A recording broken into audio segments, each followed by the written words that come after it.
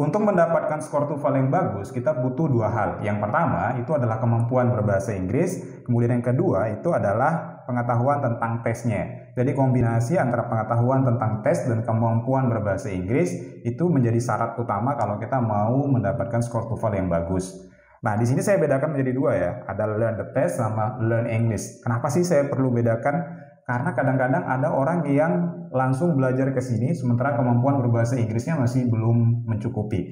Sehingga saya akan elaborasi lebih jauh kenapa saya bedakan antara learning English sama learn the test. Alasan utamanya sebenarnya adalah satu, yang dipelajari itu berbeda. Kedua, strategi untuk mempelajari dua hal ini jelas berbeda. Oke, learn the test dulu. Learn the test ini untuk siapa sih? Learn the test ini saya sarankan itu untuk orang yang sudah kemampuan berbahasa Inggrisnya bagus. Oke, dia kemampuan berbahasa Inggrisnya sudah nggak ada masalah, cuma dia belum pernah tes TOEFL, jadi dia tidak tahu format tes TOEFL itu seperti apa. Nah, orang yang seperti ini, kalau yang dia pelajari hanya tesnya, itu butuh waktu yang singkat untuk meningkatkan skor TOEFL-nya. Bisa 2 minggu, atau sebulan, atau 2 bulan lah paling lambat. Nah, di sini ketika dia learn the test itu, dia sudah tidak belajar bahasa Inggris lagi. Yang dia pelajari itu adalah format soal. Nah, ketika dia belajar format soal, maka yang dia pelajari misalkan kalau saya listening itu bentuk soalnya seperti apa, formatnya kayak gimana, di structure and written expression ada bagian apa aja, di setiap bagian apa yang harus dilakukan. Jadi dia sudah hafal tentang format ini sehingga dia tes, udah dia nggak perlu bingung lagi. Kemudian kedua yang dipelajari ketika kita kursus atau belajar tentang tes TOEFL itu adalah strategisnya. Nah, strategis ini adalah bagaimana kita bisa menjawab soal TOEFL dengan formatnya masing-masing. Misal kalau di structure and written expression ada bagian structure. Nah, di structure ini apa sih yang harus pertama saya lakukan? Apa sih yang harus saya analisis? Kemudian ketika di written expression, cara cepat menjawabnya seperti apa? Nah, itu strategi. Dan kebanyakan buku-buku TOEFL yang tersedia di toko buku itu sebenarnya menyediakan atau memberikan strategi ini. Oke?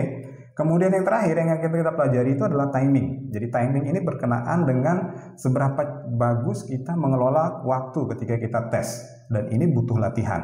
Oke. Dan sekali lagi, learn the test ini hanya diperuntukkan untuk orang yang kemampuan berbahasa Inggrisnya sudah bagus. Nah, kebanyakan kursus TOEFL, buku TOEFL itu adalah mempelajari tesnya.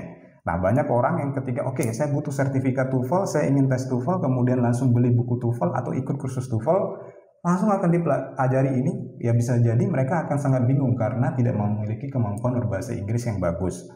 Oke, jadi sekali lagi, kalau level teman-teman bahasa Inggrisnya sudah bagus dan mau langsung atau mau singkat gitu ya, cepat dapat skor TOEFL yang bagus, ya udah learn the test aja. Dan ini memang nggak butuh waktu yang lama, sebulan atau 2 bulan lah paling maksimal, pasti akan meningkat skor TOEFL-nya. Learning English ini ceritanya berbalik 180 derajat dengan learn the test. Kenapa? Karena learning English itu membutuhkan waktu ya, waktu yang panjang. Sekali lagi, belajar bahasa itu nggak ada jalan pintasnya. Jadi kalau ada buku-buku bahasa Inggris ya di toko buku yang mengatakan, oke, menguasai bahasa Inggris 3 jam, 4 jam, 5 jam, atau sehari.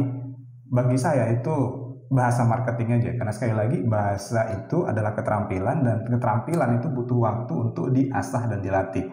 Oleh karena itu, ketika kita belajar bahasa Inggris atau learning English, yang pertama itu adalah praktis ya. Latihan, praktikkan gitu ya. Kalau mau jago speaking, ya udah ngomong. Kalau mau jago listening, ya udah dengarkan source yang berbahasa Inggris. Atau kalau mau jago reading, ya udah harus membaca teks yang berbahasa Inggris gitu. Karena dia butuh waktu yang panjang, jadi kita nggak akan pernah cukup kalau kita hanya mengandalkan pertemuan di dalam kelas.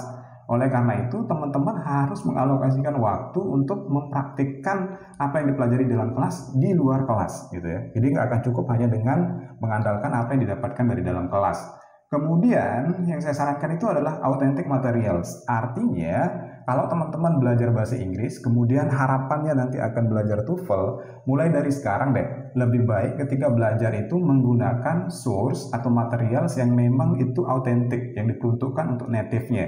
Misal nih kalau mau belajar listening, ya udah lebih baik mendengarkan acara-acara berita yang memang untuk native English kayak BBC, kemudian bisa VOA atau banyak sekali channel berita berbahasa Inggris sekarang. Oke, kemudian kalau untuk reading misalkan ya udah cari teks-teks yang berbahasa Inggris, misalkan Guardian, New York Times atau Economist ya. Banyaklah source-source berbahasa Inggris dan sekarang akses itu nggak bisa kita jadikan alasan. Kalau orang dulu mungkin bisa beralasan, oke, saya nggak bisa berbahasa Inggris karena akses saya untuk autentik material itu terbatas. Kalau sekarang kan unlimited, mau apa tidak, itu aja masalahnya sekarang, bukan ada apa tidaknya. Oke, kemudian karena TOEFL sekali lagi konteksnya akademik, kemudian teman-teman mau membiasakan diri untuk konteks akademik, ya udah cari aja authentic materials yang berbau akademis. Misal kalau untuk audio atau untuk listening, ya coba dengar TED Talk, atau banyak juga ya kuliah-kuliah berbahasa Inggris di YouTube yang free. Kemudian untuk reading materialsnya bisa teman-teman mulai baca teks yang sesuai atau relevan dengan bidang studi masing-masing. Kalau memang sukanya tentang bintang, ya tentang galaksi atau apa gitu ya, astronomi, ya cari aja teks yang terkait dengan astronomi, dan itu banyak sekali. Oke, kemudian find your weakness, artinya biar ini ya, mungkin teman-teman butuh cepat nih untuk belajar TOEFL, tapi kemampuan berbahasa Inggrisnya masih kurang gitu ya. Nah, di TOEFL yang ITP ya, yang skill itu kan hanya dua, yakni reading sama listening. Nah, kalau merasa di reading sama listening itu masalahnya, ya udah fokus aja di situ.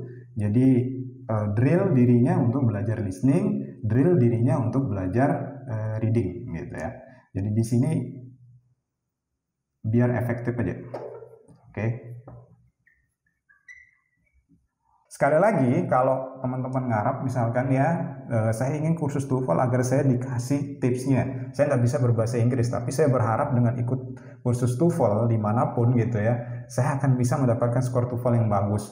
Bagi saya itu nggak masuk akal, karena sekali lagi TOEFL itu adalah test of English, dan English ini adalah syarat utamanya. Nah, orang yang akan dibekali dengan format, strategi, dan timing ini adalah orang yang sudah memiliki kemampuan berbahasa Inggris. Sebelum memutuskan apakah mau mengambil kursus TOEFL, apakah mau belajar TOEFL atau apa, coba direnungi dulu ya, diinsafi dulu gitu ya, level bahasa Inggris teman-teman itu ada di level mana. Sudah cukup nggak untuk learn the testnya? Oke, that's all.